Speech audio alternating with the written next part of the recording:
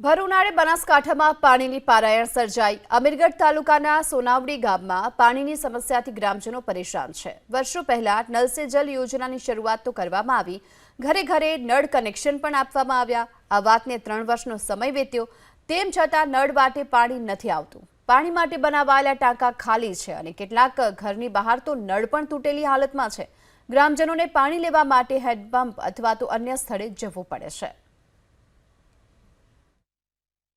पानी की तकलीफ है साहेब। आ 3 वर्ष थया छे एटले पानी ની માર કોઈ વ્યવસ્થા જ નથી અને પાણી આ નળ નાખ્યા છે ઘર ઘર પણ પાણી ગતું આવ્યું નથી। અમારે પીવાનું ઢોરા પીવાનું ઉપાડી પાણી પૂરું કરા છે અમે।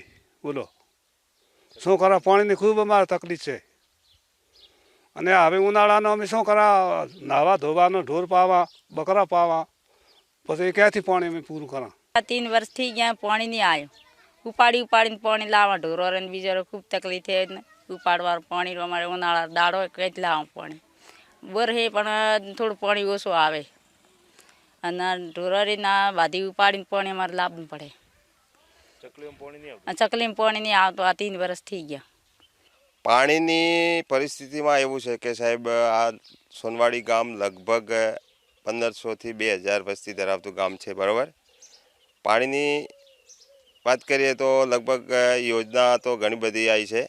જળ સે નળ યોજના અત્યાર સુધી પણ સિર્ફ કાગળ ઉપર જ આ યોજના ચાલુ છે, બરાબર। આપ જોઈ રહ્યા છો કે આ અવાડામાં જો કે અવાડા બનાવેલા છે, ટોકો બોકો બનાવેલા છે, પરંતુ કોઈ દિવસ આજ સુધી છે ને એ કોઈ અવાડા કે ટોકો બોકો ભરેલો કે નળ તો જો કે નાખેલા છે પણ નળમાં હજી સુધી પાણી આવ્યું નથી સાહેબ, બરાબર। તો અમારે તો સરકારને વિનંતી છે કે આવા ભર ઉનાળાની સિઝનમાં જો આ રીતે જો પાણીની તકલીફ પડે તો પશુ છે, ઢોર, પછી માણસોને ઘર વપરાશ માટે બીજું ત્રીજું પાણીની જરૂર હોય।